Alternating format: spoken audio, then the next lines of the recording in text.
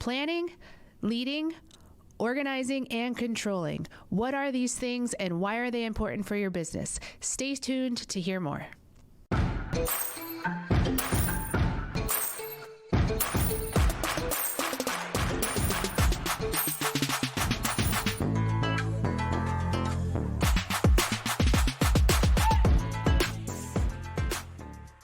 Lady bosses, are you working even after putting the kids to bed but still not getting results? Are you tired of spending money on ads that aren't getting engagement? Do you feel burdened that you aren't fulfilling your purpose in life because you are so consumed with work? I'm your host, Brooke Boltz. I'm an attorney and founder of Boltz Legal. I started my business and in 1 year was bringing in 7 figures and am now bringing in multi-7 figures. And I'm your co-host, Rachel Boltz, owner of Boltz Media. I've helped many businesses build their online presence and increase their revenue through digital marketing. Want to hear how we did it? We are here to help you achieve your goals personally, professionally, and spiritually. So kick off your high heels, sit back, and let's ignite that passion. We're Ms.Biz, where we're putting the Miss in biz. Let's get biz done.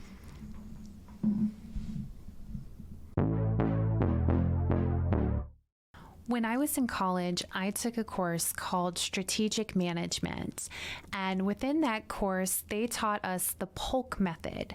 And POLC stands for planning, organizing, leading, and controlling. And basically what this method does is it helps you to provide the framework for making your vision or your goals become a reality. And when I was in college, I learned nothing useful. I had I majored in political science, which taught me absolutely nothing about starting a business. So I'm a self-taught entrepreneur, so I am excited to learn some college level curriculum today about planning, organizing, leading, and controlling. Yeah, so it all starts with planning. That's where you have your vision, you have your goals. That's where you're setting the time to actually think about what not just your goals in general, but long-term, short-term. You're making them SMART goals, which stands for specific, measurable, achievable, relevant, and time-bound. And then you're figuring out what processes that you're going to implement to make it work. So the planning stage is really, really important because that kind of helps you get all of your ideas written down out on paper and you're going to make them happen. So what's an example that we can talk about today to apply the POLC method? So I think example that's probably relevant to a lot of business owners would be online advertising. So you realize you're trying to run your business, you're trying to get more leads, more referrals. So I'm going to do an online advertisement. But your planning stage really is where you're determining, okay, I'm going to do the online advertisement and I'm going to do a Google ad versus a social media ad. So that's where you're figuring out, what you're going to do and then kind of figuring out the processes and how they're going to get done. So the planning then would include things like researching which of those ads would be the most effective? Absolutely. Nice. So what's the organizing about? So organizing, that includes proper coordination between planning and resources. This is where you're going to set your budget. How much am I willing to spend? So in the example of the online ad, this is where you're figuring out like how long you're going to run the ad. So the length of your campaign, you're figuring out what you're going to spend either daily or monthly, what your budget exactly is for this. So as you're talking, my wheels are turning on ways that I can apply this or may already be applying this in my business, just didn't really recognize the terminology for it. So some things that come to mind for me and my law firm is that we use a case management software for organizing of all the cases that we handle. And that allows everything to be organized in one central place where all the staff can utilize it, and just allows us to find information quickly at the tip of our fingers when we need it. So would utilizing a software system like that be an example of organizing? 100%. Anything that is going to help you prioritize your tasks by importance and deadlines is going to be crucial into the organizing process. You'll also, in this stage, you'll figure out, am I going to do the work myself? Is my employees or one of my employees going to do it?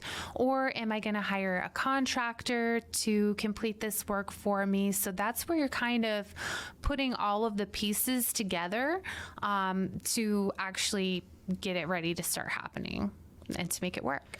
What are some organizing tools that you use in your digital marketing company? So I use schedulers to kind of put my material down. One that I really like to use a lot is Airtable.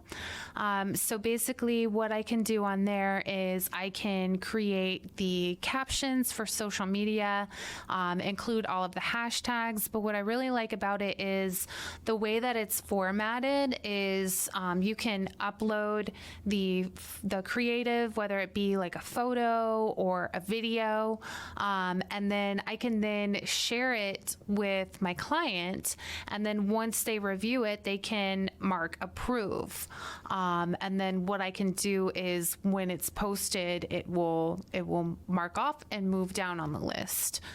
So I really like using Airtable. That's a great organization tool. Another thing that I like to use is MailerLite. MailerLite is a email marketing campaign platform, kind of similar to MailChimp. And that is extremely helpful for me because what I can do is I can schedule in advance all the email marketing campaigns that I want to send for a client within the month. And then it will be sent out timely. You don't want to be whack. We will cut you some slack. We got you. You just want to make a big stack. Ballin'. Listen to our biz hack. Today's biz hack is about using QR codes to increase your following on social media. QR codes can be created for free using a site called QR Monkey.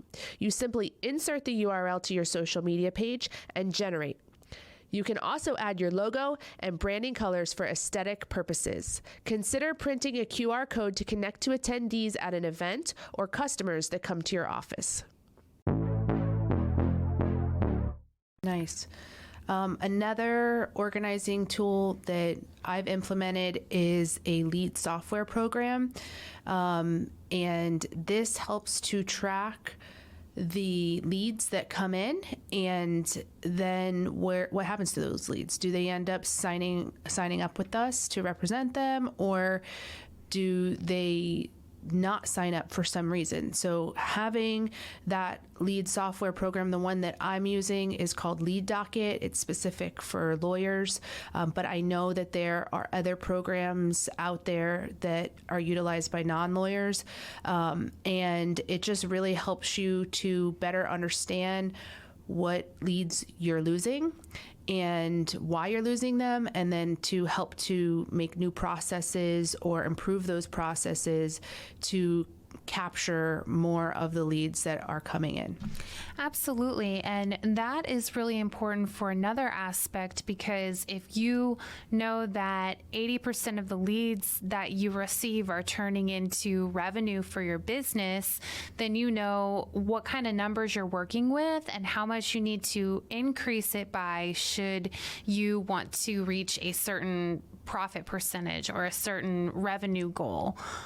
So that that is a very good tool to have for numbers for sure. Right. So if I, for example, recognize over the course of several months that about 80% of the leads sign up with me, then I'll know there's about a 20% loss. So if I want to increase my revenues, then I need to bring in about 20% more than what I am presently to account for that 20% loss that's going to be likely. Absolutely. The third part of the process is leading. Leading is huge for any organization, and it involves motivating employees to achieve organizational goal. And it can manifest in a number of ways, whether it be through recognition, offering support, and leading by example. I love this because I think that leading by example is critical. I know that we've talked about before that we, as part of our integrity focus, we don't ask our employees to do something that we wouldn't be willing to do. I know that I started in the legal field as a legal assistant, and I did all of those assistant tasks and then even when I started as an attorney, I started at the very bottom of the totem pole in a huge law firm. So I have worked my way up all the way from the bottom to where I am now. So I always am cognizant of the fact that what it feels like to be in those different areas of growth and to try to treat each level of employee, whatever their skill set may be and whatever their role is, with the same level of respect. And I just think that helps for a positive work environment and in earning the loyalty and trust of your employees. And it helps the quality of work as well. You know, if your employees feel that you're recognizing them, that you're appreciative of everything that they're bringing to the table, they're going to be more likely to do a job more effectively. So making sure that you are really leading and motivating your employees to get things done is important, especially because a lot of times conflict arise. And sometimes you might have to switch up whatever you were going to do or readjust, or like we talked about organizing earlier, you may have to reorganize things. You may have to adjust timelines, or you may have to readjust the budget. But being able to lead by example by managing that conflict and being supportive to your employees and offering them some encouragement can really make a huge difference in the way that tasks are implemented and the success of them as well. So what is this controlling topic? I usually think of controlling in a negative sense. How does it apply to our businesses? So I thought the same thing as well. You always think that controlling means that, you know, somebody's breathing down your neck, or something is you know, very intense. But controlling is actually monitoring and evaluating. And it's actually probably, in my opinion, one of the most important out of the four, because what this does is it allows you to measure performance, to measure the quality of work, and make sure that your goals are being met. This is something that I didn't know the terminology for it, but it's something that I have improved at over the years. When I first started my business, I really only kept track of money in, money out to make sure that I had enough to pay the bills.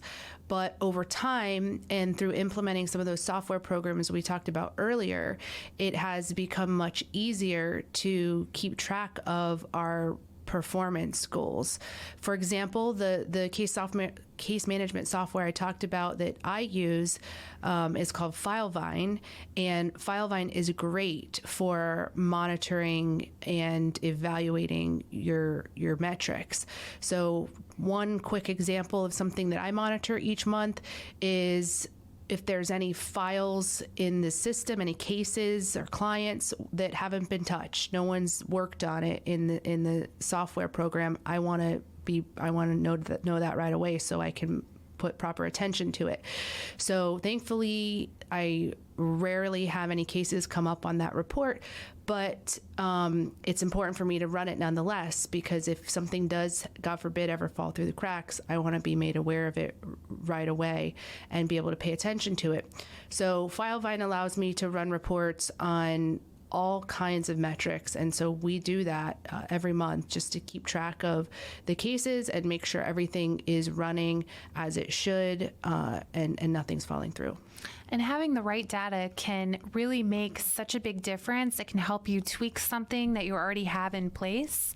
So for example, what I use a lot in terms of social media marketing is I use the Facebook and Instagram analytics to see, okay, what are the demographics that are viewing my posts? Are they male? Are they female? Are they a mix of both? What are the age groups? Where are they located? And that really right there is going to help me in terms of knowing who to target during that specific marketing campaign. Also, you can look at how many people are engaging with your post. You can compare and contrast from last month or the to present month to see, okay, which is doing better. You can determine best what people really want to see based upon how they are engaging with your posts. So that will help you in developing future content as well. And Google Analytics is another great tool that is really user-friendly and easy to understand for the most part.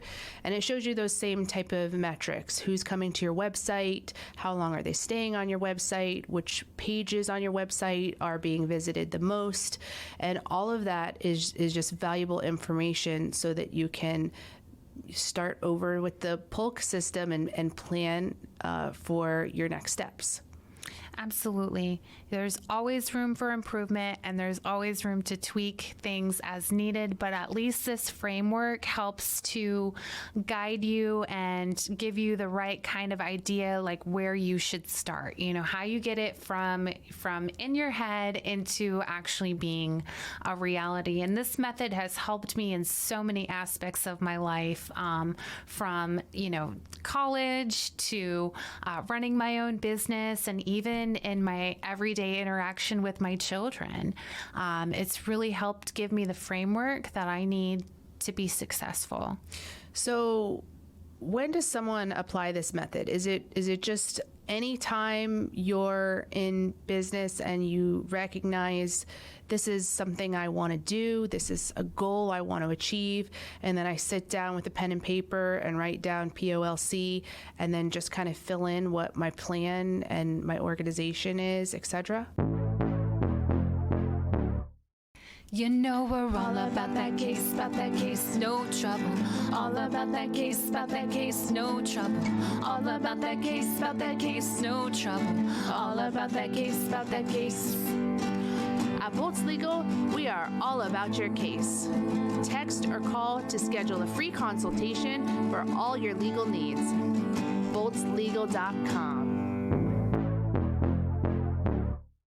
Yeah, absolutely. Anytime that you have something that you want to accomplish that's rather complex in nature, this is how you can kind of walk through each and every step and plan it out effectively. So a lot of times I tend to have my best ideas at night while I'm trying to go to bed. My brain will not shut off. And then that's kind of when I write everything down. So whenever you have those moments where inspiration comes, or you're just trying to start the process, write everything down, and then you can work very detailed from these different processes to write down exactly, okay, this is what needs to be done, this is who needs to do it, This is how much we're going to spend in order to get it done. This is the way I'm going to lead and motivate and guide whoever is doing it. And this is the way that I'm going to measure and evaluate in order to make sure that it's effective. I wonder if many people are doing this system but just didn't recognize it or didn't have the awareness of the titles to be intentional about it. I believe a lot of people probably do this to a certain degree. You know, most people have checklists, you know, where they'll just simply write down what they need to do and then they'll mark it off. That is a good tool as well to use, but this method is just a little bit more specific, so that you can make things as detailed as possible to ensure success. Okay, I like it. I'm excited to try it out and see how it goes. Let us know if you try out the POLC method and you like it or dislike it. Let us know your thoughts and your feedback. And until next time, thanks for tuning in. We appreciate you and are honored to be on this journey with you. We can't wait to help you, to encourage you, and show you how to grow personally, professionally, and spiritually. If you found Ms.Biz helpful, please leave a review and share with others. You can follow us on social media at Ms.Biz Podcast. For legal questions or services, please visit boltslegal.com. And for digital marketing needs, please visit boltsmedia.com. Let's get biz done.